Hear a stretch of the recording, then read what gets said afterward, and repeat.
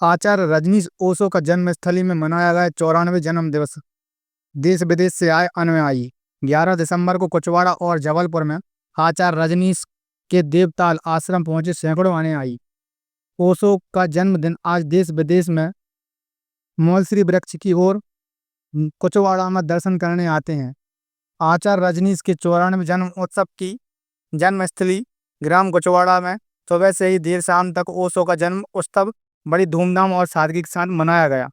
सर्वप्रथम आचार्य रजनीश ओशो के चित्र पर फूलमाला अर्पित करके जन्म उत्सव का शुभारंभ किया गया। वहीं उत्सव स्पेशल बनाने के लिए गायक कलाकारों द्वारा ओशो के जीवन पर प्रकाश भजन कार्यक्रम के माध्यम से दिया गया। वहीं देश विदेश से आए ओशो के चाहने वालों ने उनके जीवन पर विचार रखे। बता दें 11 दिसंबर 1931 को मध्य प्रदेश के रायसेन जिले के ग्राम कुचवाड़ा में हुआ था आचार्य रजनीश का जन्म। बचपन का नाम चंद्रमोहन जैन था। बाद में वह रजनीश के नाम से जाने गए। रजनीश को बाद में ओशो के नाम से प्रसिद्धि मिली। ओशो ने अपनी पढ़ाई जबलपुर से पूरी की थी। जबलपुर के रानी दुर्गावती यूनिवर्सिटी में बतौर प्रोफेसर भी उन्होंने कई दिन तक पढ़ाया था। महाकौशल कॉलेज में ओशो दर्शन शास्त्र के प्रोफेसर थे। उन्होंने 1957 से 1970 तक कॉलेज में अध्ययन कार्य किया था। रजनीश को बचपन में ही दर्शन में रुचि पैदा हो गई थी। इसका जिक्र उन्होंने अपनी किताब glimpses of A golden childhood में किया है। प्रोफेसर होने के साथ साथ ओशो ने अलग अपने धर्म और विचार पर देश भर में प्रवचन देना शुरू किया था। ध्यान शिविर भी आयोजित किए गए। उन्होंने विश्वविद्यालय की नौकरी छोड़ नवसन्यास आंदोलन की शुरुआत की। इसके बाद उन्होंने ओशो को खुद को कहना शुरू कर दिया था। आचार्य रजनीश ओशो जबलपुर से बहुत प्रेम था। उनका अंदाजा इसी बात से लगाया जा सकता है कि अमेरिका पहुंचकर विश्व प्रसिद्ध होने के साथ भी वह जबलपुर को कभी नहीं भूले। कहा जाता है कि उन्होंने एक अनुयायी ने जब उनसे पूछा कि धरती पर सबसे पसंदीदा जगह आपकी कौन सी है, तो उनका कहना था कि जबलपुर वो स्थान है जो मुझे सबसे सुंदर लगता है। यही वजह है कि ओशो के जन्मदिन पर कई सालों से उनके अनुयायी जबलपुर आते रहते हैं। साथ ही उनके जन्मस्थली कुचवाड़ा भी आते हैं। बताया जाता है कि उन्होंने कहा था, जबलपुर मेरा पर्वत स्थल है जहाँ मैं सर्वाधिक आनंदित होता हूँ। जबलपुर के ही भंवरताल पार्क में मौलश्री वृक्ष है। कहा जाता है कि मार्च 1953 को भंवरताल पार्क के मौलश्री वृक्ष के नीचे आचार्य रजनीश को बौद्ध तत्व की उपलब्धि प्राप्त हुई थी। आचार्य रजनीश की साधना शिला देवताल पार्क में है। जबलपुर के महाकौशल कॉलेज की लाइब्रेरी में आज भी ओशो से जुड़े लिटरेचर मैगजीन्स और उनके जीवन काल से जुड़ी तस्वीरों का कलेक्शन मौजूद है। वहीं आचार्य रजनीश ओशो की जन्मस्थली कुचवाड़ा में नाना नानी के यहाँ बचपन बीता था। उन्होंने दर्शन शास्त्र की पढ़ाई की थी और युवावस्था से ही ध्यान और साधना में लग गए थे। ओशो के विचारों ने लाखों लोगों को प्रभावित किया। आज भी लोग उनकी दी गई शिक्षा को याद करते हैं और जीवन में मुश्किलों के बीच मार्गदर्शन पाते हैं। उनके विचार जीवन के अलग अलग पहलुओं को छूते हैं, जैसे ही प्रेम, खुशी, आध्यात्मिक और समाज। उनके विचारों को अगर व्यक्ति ध्यान से पढ़े तो उसे जीवन के प्रति एक नया दृष्टिकोण मिल जाता है। आपका शुभ नाम? हरिनारायण स्वामी। आज जन्मस्थली पे आचार्य की जन्म उत्सव मनाया गया है, क्या कहेंगे? रजनीश भगवान का जन्म स्थल मनाया गया, प्रसाद बांटा गया और भजन कीर्तन किया गया और सब लोगों को भोजन कराया गया। महाराज जी, आपका शुभ नाम? मेरा नाम स्वामी ध्यान सुमित, मैं लुधियाना पंजाब से आया। आज आचार्य रजनीश जी का 94वां जन्म उत्सव मनाया गया, क्या कहेंगे आप? हमने ये जो 94 महोत्सव बनाया यहाँ पे, पहले तो हम लोग यहाँ पे सारे गांव के वासियों का, गांव का बहुत धन्यवाद करेंगे जिन्होंने हमें सहयोग दिया। हमारे देश विदेश से जो हमारे गुरु के सन्यासी, गुरु के मित्र यहाँ पे आए, सब लोगों ने यहाँ पे प्रसाद लंगर लिया, भजन कीर्तन हुआ, ध्यान हुआ और हर साल हम लोग यहाँ पे बढ़ चढ़ के इस चीज़ को और बढ़ाते जाएंगे। आपका शुभ नाम? मेरा नाम स्वामी मित्रा तीर्थ, मैं लोकल से ही हूँ। आज ओशो जी की जन्मस्थली पे जन्म उत्सव मनाया जा रहा है, क्या कहना चाहेंगे आप? ओशो जन्मस्थली कुचवाड़ा भगवान रजनीश जी का जन्मस्थल है और यहाँ पर ओशो के सन्यासी बहुत ज़्यादा श्रद्धा रखते हैं। तो मैं यही कहना चाहता हूँ कि सरकार भी यहाँ कुछ गांव के लिए कुछ करे यहाँ तालाब है, भगवान ने तालाब के बारे में बहुत कुछ बोला है, गांव के बारे में बोला है स्वर्णिम बचपन नामक पुस्तक में। तो कुछ सरकार यहाँ पे कुछ अच्छा कुछ करे तो यहाँ पे जो साफ सफाई और सौंदर्यीकरण तालाब का कर सके, तो इसके लिए हम सरकार से रिक्वेस्ट करते हैं कि वो ज़रूर इस पर ध्यान दे ओशो की जन्मस्थली पर। तो बहुत बहुत उनका आभारी रहेंगे हम सन्यासी मित्र सब। इतना ही कहना चाहता हूँ। आपका शुभ नाम? मेरा नाम स्वामी प्रेम मोक्ष। आप कहाँ से आए हैं? मैं लखनऊ से आया हूँ। ओशो जी के जन्म स्थल पे क्या कहना चाहते हैं? ओशो के जन्म स्थल हम लोग की तीर्थ स्थल है। मैं ओशो के बहुत से आश्रम में गया हूँ, जबलपुर और वहाँ का यहाँ पर उनके समाधि प्राप्त हुई इस स्थान पे पुणे। ये जो है हम लोगों के तीर्थ स्थल है।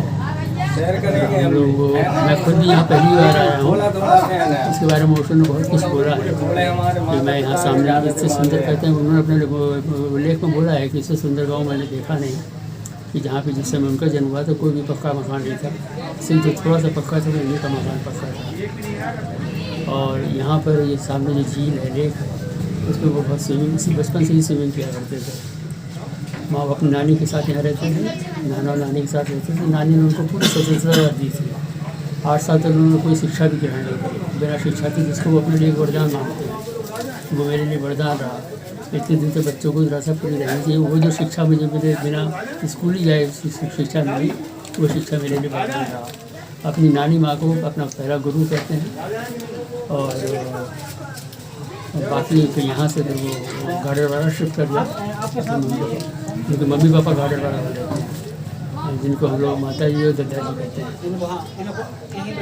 माता जी जब यहाँ आई थी, जब उनके जन्म के दौरान कुछ महीने पहले आ गई थी, उस समय नर्मदा नदी में बहुत बड़ा उफान आया हुआ था। जिस मकान में हम लोग बैठे हुए, जिनसे हम उनसे बात कर रहे हैं, फर्स्ट फ्लोर तक पानी पूरा चढ़ गया था, डूब गया था। माता जी के गर्भ में ओशो थे उस समय। उनके गर्भ में उनके नाभि तक पानी ने टच किया, और उसी स्तर से भी पानी से नीचे नीचे उतरने लगा। ऐसा ओशो ने अपने प्रवचनों को मिला है। और उनके ओशो के दादाजी माता जी उनका स्वयं कहना था। बहुत से बड़े सन्यासी ने उनका इंटरव्यू लिया था, माता जी का।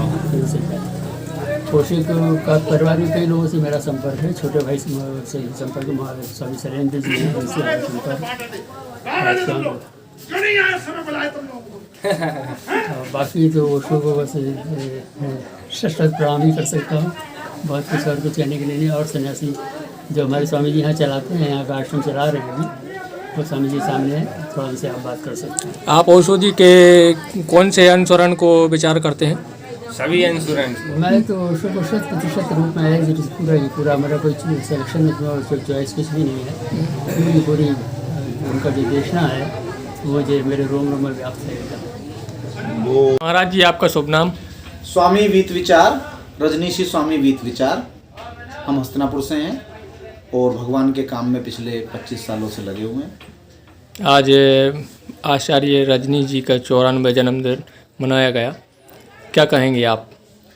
भगवान श्री रजनीश का जन्मदिन तो पूरी दुनिया पिछले 50 सालों से मनाती है, पूरी दुनिया में जो भी भगवान के प्रेमी हैं। और इस गांव में भी पिछले 30 सालों से जन्मदिन मनाया जाता है। अपने अपने तरीके से सन्यासी जिनको भगवान बुलाते हैं वो आ जाते हैं और वो अपने अपने तरीके से जन्मदिन मनाते हैं। आप आचार्य के विचारों से सहमत कहाँ तक हुए थे?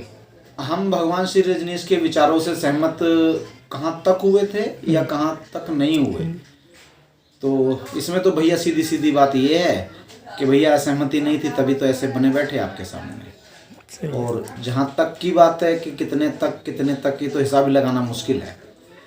तो कुल मिला के भगवान का जन्मदिन यहाँ मना और बहुत धूमधाम से मना, और अगले साल फिर मनेगा 22 नवंबर को।